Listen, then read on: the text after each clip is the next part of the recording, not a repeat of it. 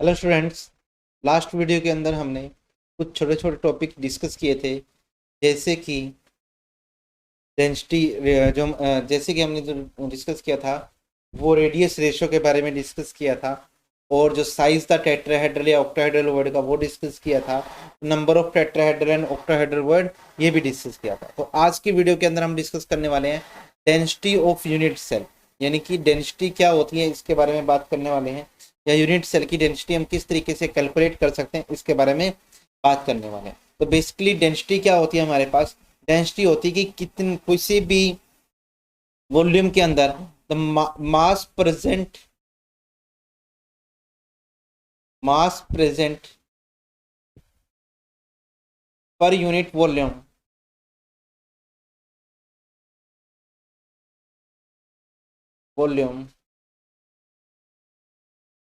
Is called as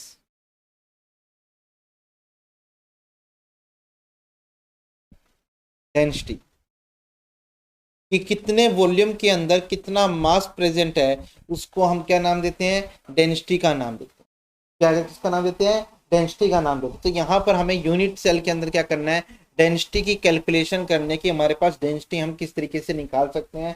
तो आज की वीडियो के अंदर हम यही बताएंगे, और वीडियो को स्टार्ट करते हैं। तो देखिए भाई, हमारा यूनिट सेल क्या होता है? यूनिट सेल हमें पता है कि हमारा जो यूनिट सेल होता है हम उसको मानते हैं किसकी शेप में? क्यूब की शेप में। किसकी शेप में मानते हैं? क्यूब की शेप में। तो एक यूनिट सेल को ड्रॉ करते हैं सबसे पहले।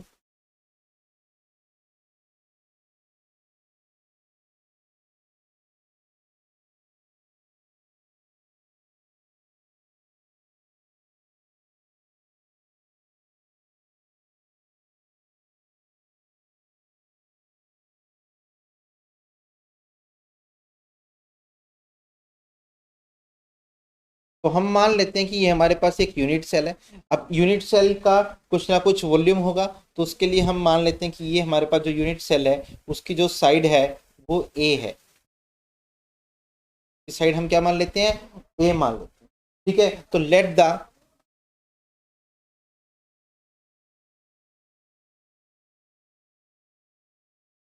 एडज of the unit cell,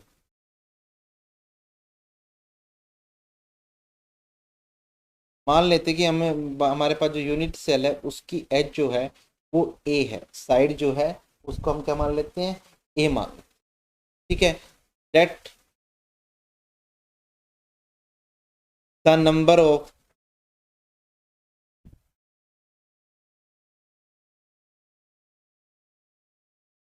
particle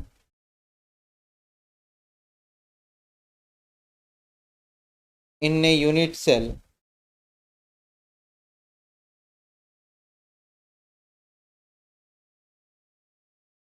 equal to Z. कि हम ये मान लेते हैं कि जो एक यूनिट सेल के अंदर पार्टिकल है वो क्या है? जेड है। मास ऑफ द पार्टिकल या mass, atomic mass of the element क्या होगा? मान लीजिए कोई एलिमेंट है तो उसका एटॉमिक मास क्या होगा? एटॉमिक मास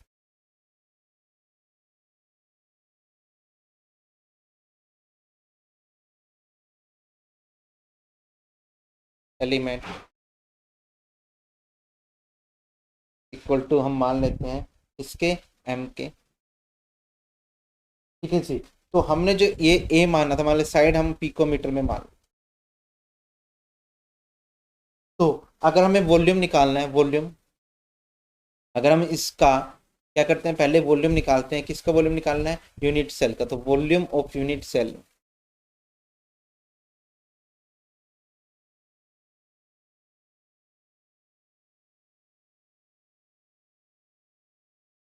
हमारे पास हो जाएगा साइड का क्यूब,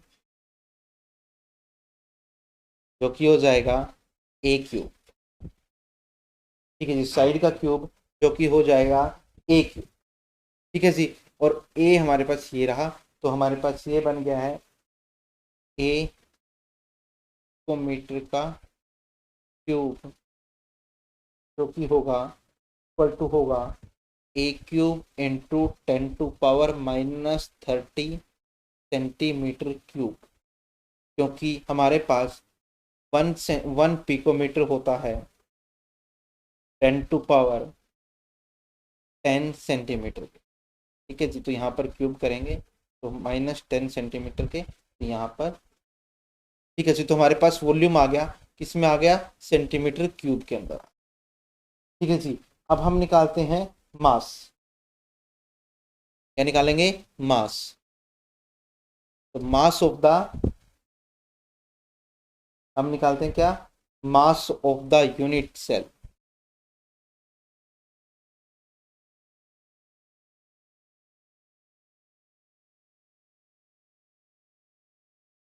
यूनिट सेल का मास इक्वल टू हो जाएगा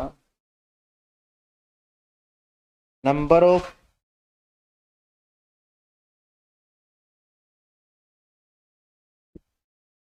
atoms in a unit cell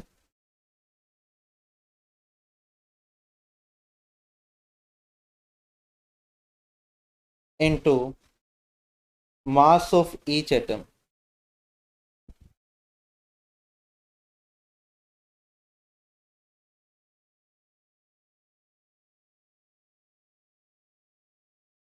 ठीक है जी, तो अगर हम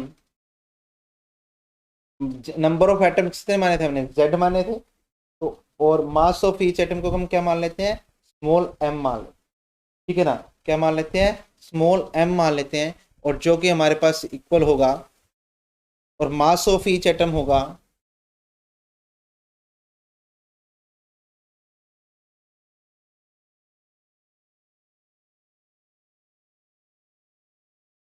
मोलर मास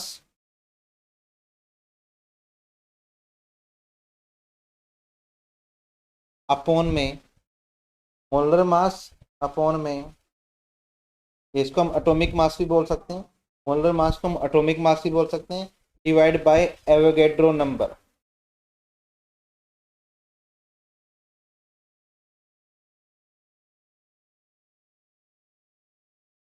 जो कि इक्वल होता है m divide by n। Avogadro number को हम किससे शो करते हैं, n नोट से शो करते हैं। तो हमारे पास मास ऑफ यूनिट सेल हो जाएगा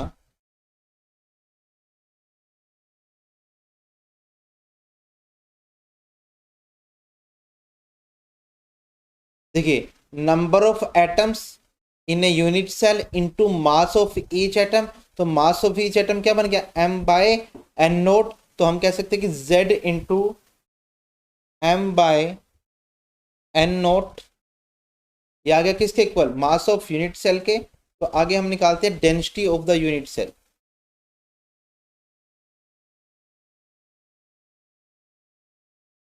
density of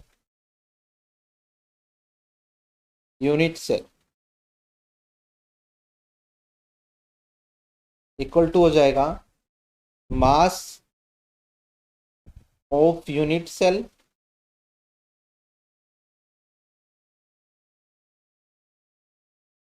divide by volume of unit cell.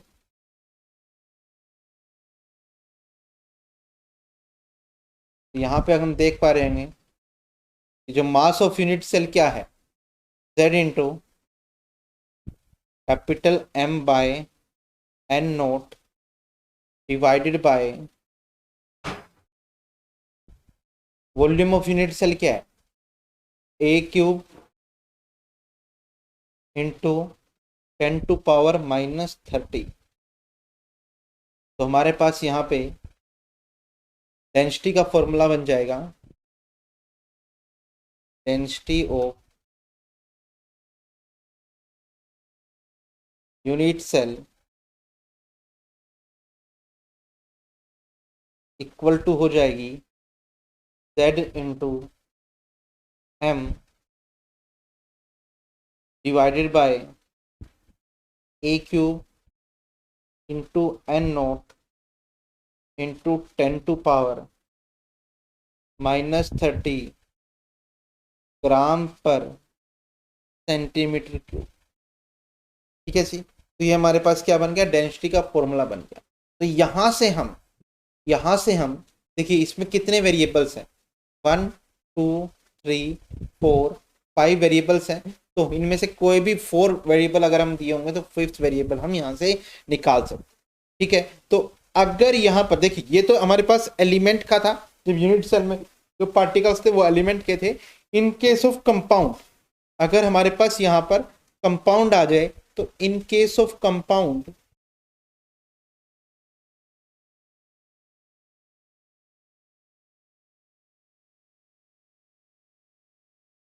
अगर हम कंपाउंड की बात करें तो हमारे पास जो है यहाँ पर जो फॉर्मूला बनेगा वो क्या बनेगा, वो हमारे पास m की जगह पे मास नंबर की जगह पे या मोलर मास की जगह पे, मोलर मास को आप रिप्लेस कर दोगे, मोलर मास को हम रिप्लेस कर देंगे इस केस के अंदर, इसके अंदर फॉर्मूला मास में मोलर मास को रिप्लेस कर देंगे किससे, फॉर्मूला मास।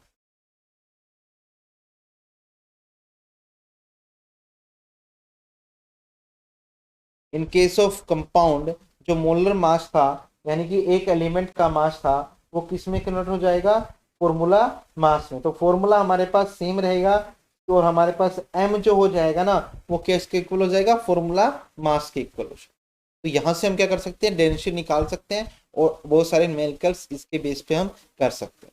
तो न्यूमेरिकल हम किसी और वीडियो के अंदर करेंगे। तो आज हमने डेरिवेशन करनी थी तो कर ली। आगे का टॉपिक हम बात करते हैं, नेक्स्ट टॉपिक के बारे में हम बात करते हैं।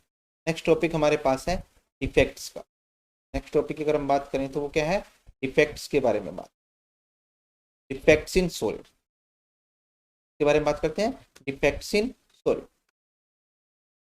तो डिफेक्ट्स क्या होते हैं, देखिए हमें जैसे पता है कि जो सॉलिड जो क्रिस्टल्स होते हैं उनका जो एक डेफिनेट स्ट्रक्चर होता है, पार्टिकल एक डेफिनेट जगह पे होते हैं, जो एक पर्टिकुलर अरेंजमेंट होता है जिसको हम यूनिट सेल या लैटिस के नाम से पढ़ते हैं, जो हमने पिछले पूरे चैप्टर के अंदर यही पढ़ा। लेकिन जरूरी नहीं कि बिल्कुल सेम हो, कई बार क्या हो जाता है कुछ डिफेक्ट्स आ जाते हैं, कुछ इम्परफेक्शंस आ जाती हैं। तो अभी हमने क्या करना है, उन्हीं डिफेक्ट्स के बारे में पढ़ना है, उन्हीं इम्परफेक्शंस के बारे में पढ़ना है। तो टॉपिक हमारे पास defect in solids. When we talk about crystalline solid, जब अगर हम क्रिस्टलाइन सॉलिड की बात करें, we said they have a definite structure. जो हमारे पास सॉलिड होता है उनका एक डेफिनेट स्ट्रक्चर होता है। दे have a long arrangement of molecule, उनका जो मॉलिक्यूल का अरेंजमेंट होता है वो एक काफी लंबा अरेंजमेंट होता है। This means they have a repeated arrangement of unit cell to form a lattice space lattice, यानी कि जो वो क्या करती है, यूनिट सेल क्या करती है, अपने आप को रिपीट करती हैं और एक स्पेस लैटिस का निर्माण करती हैं। So the arrangement of molecule in the long run will remain the same. तो उससे जो अरेंजमेंट होता है मॉलिक्यूल का वो क्या रहता है, सेम रहता है। However, the crystal are not perfect। इस देखो अरेंजमेंट सेम है लेकिन इसका मतलब ये नहीं है कि हमारे पास जो क्रिस्टल्स हैं वो परफेक्ट होते हैं। देयर आर डिफेक्ट और imperfection in arrangement of constituent particle. तो उसके जो अरेंजमेंट होता है उसमें कुछ इम्परफेक्शन होती हैं, कुछ डिफेक्ट्स होते हैं।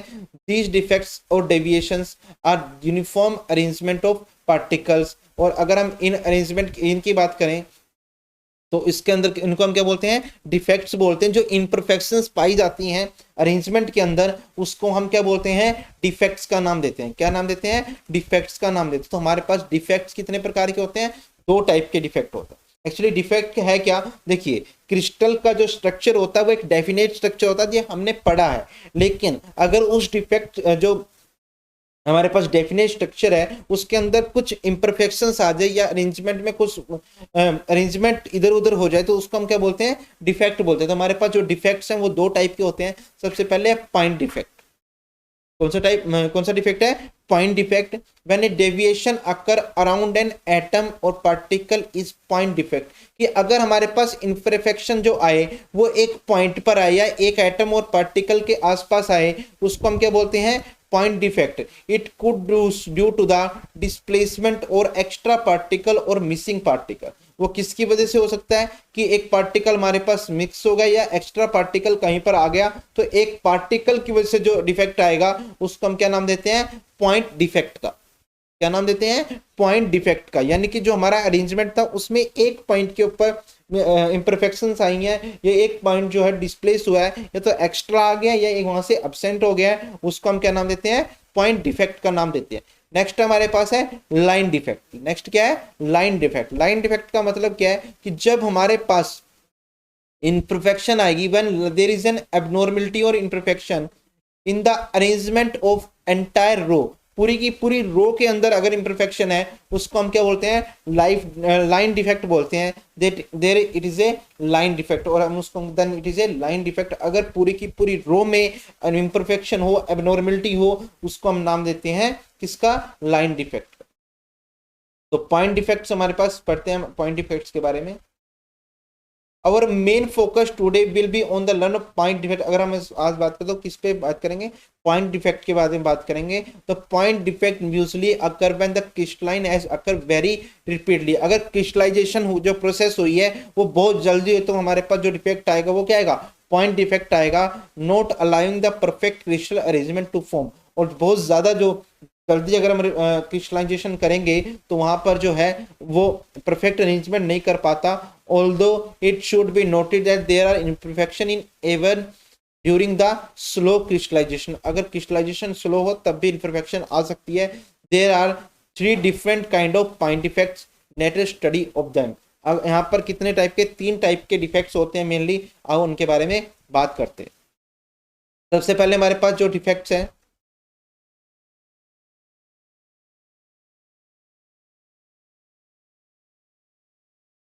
देखिए हम बात करते हैं, एक डिफेक्ट है हमारे पास स्टिक्योमेट्रिक डिफेक्ट। कौन सा डिफेक्ट है, स्टिक्योमेट्रिक डिफेक्ट। स्टिक्योमेट्रिक डिफेक्ट इसको बोलते हैं। देखिए भाई डिफेक्ट्स हमारे पास यहाँ पर बेसिकली 3 टाइप के होते हैं। पहला स्टिक्योमेट्रिक डिफेक्ट। स्टिक्योमेट्रिक डिफेक्ट क्या है, stoichiometric defect are those who maintain their stoichiometry, यानी कि जो फॉर्मूला है ना उस क्रिस्टल का वो उसको मेंटेन करके रखते हैं, उस डिफेक्ट को हम क्या बोलते हैं, स्टिक्योमेट्रिक डिफेक्ट बोलते हैं। मान लीजिए कोई भी आयनिक कंपाउंड है, ठीक है, तो वहां पर एक कैटायन अगर डिस्प्लेस हुआ तो एक एनायन भी होगा, तो यानी कि जो चार्ज है, जो रेशो है कैटायन और एनायन का वो क्या रहेगा, सेम रहेगा, फॉर्मूला वो बनाकर रखेंगे, ठीक है। तो this means that maintain their ratio of cation and anion as indicated by their chemical formula, जैसे उनके केमिकल फॉर्मूला में बताया गया है वो उसको मेंटेन करके रखते हैं। उस डिफेक्ट को हम नाम देते हैं किसका, स्टिक्योमेट्री डिफेक्ट का। The defect in the solid do not affect the ratio, इसके अंदर क्या है, रेशो को डिफेक्ट इफेक्ट नहीं करता। देयर आर वेरियस काइंड, इसमें बहुत सारे डिफेक्ट्स आते हैं। सबसे पहले हम बात करते हैं इसमें स्टिक्योमेट्री के अंदर, सबसे पहले हमारे पास है वैकेंसी डिफेक्ट। स्टिक्योमेट्री डिफेक्ट के अंदर सबसे पहले डिफेक्ट कौन सा हमारे पास, वैकेंसी डिफेक्ट। वैकेंसी डिफेक्ट क्या होगा कि हमने मान लो कोई भी हमारे पास स्ट्रक्चर था, उसके अंदर कुछ जगह खाली रह गई है, कुछ जगह क्या हो गई है, कुछ स्पेस एम्प्टी रह गया है, उस डिफेक्ट को हम क्या नाम देते हैं, वैकेंसी डिफेक्ट का नाम देते हैं। There are here are lattice site is simply vacant, this means there are missing particle. इसका मतलब क्या, वहां पे कुछ पार्टिकल मिसिंग है। In a perfect crystal there are not be a this vacancy, और जो हमारे पास परफेक्ट क्रिस्टल अगर बनेगा तो उसमें ऐसी कोई वैकेंसी नहीं होगी। This defect lead to reduce density of the solid, और इस डिफेक्ट की वजह से देखो अगर कोई स्पेस खाली हो गया है, यानी कि हमारे पास वॉल्यूम तो सेम है लेकिन जो हमारे पास उसका मास है वो रिड्यूस हो गया है। और अगर मास रिड्यूस हो रहा है वॉल्यूम सेम रहने पर, तो हमें पता है कि उसकी जो डेंसिटी है वो क्या हो जाएगी, रिड्यूस हो जाएगी। डेंसिटी क्या हो जाएगी, रिड्यूस हो जाएगी। Some surrounding particle may move to fill in the gap, और कुछ पार्टिकल क्या करते हैं, इस गैप को फिल करने के लिए मूव कर जाते हैं। But the vacancy will only shift in opposite direction, vacancy क्या करेगी, अपोजिट डायरेक्शन में जाएगी। तो इसके बारे में अगर हम बात करें, the solid structure of crystal will ensure the particle surrounding the vacant spot do not collapse, कि हमारे पास जो क्रिस्टल के जो पार्टिकल होते हैं वो जो सराउंड करते हैं वैकेंसी को, वो क्या करते हैं, वो कोलाइड नहीं करते। कहने का मतलब क्या है कि यहाँ पर जो वैकेंसी है ना वो बनी की बनी रह जाएगी। एक स्पेस खाली हो गया पूरे के पूरे क्रिस्टल में से, उस डिफेक्ट को हम क्या बोलते हैं, वैकेंसी डिफेक्ट बोलते हैं। वैकेंसी डिफेक्ट का इफेक्ट क्या पड़ता है, डेंसिटी क्या हो जाती है, रिड्यूस हो जाती है। तो आज की वीडियो के अंदर इतना ही, इसको अच्छे से आपने लर्न करना है और इसके नोट्स बनाने हैं आपने अपनी फेयर नोटबुक में। आई होप आपको अच्छे से समझ में आया होगा। आज की वीडियो में इतना ही। Thank you so much.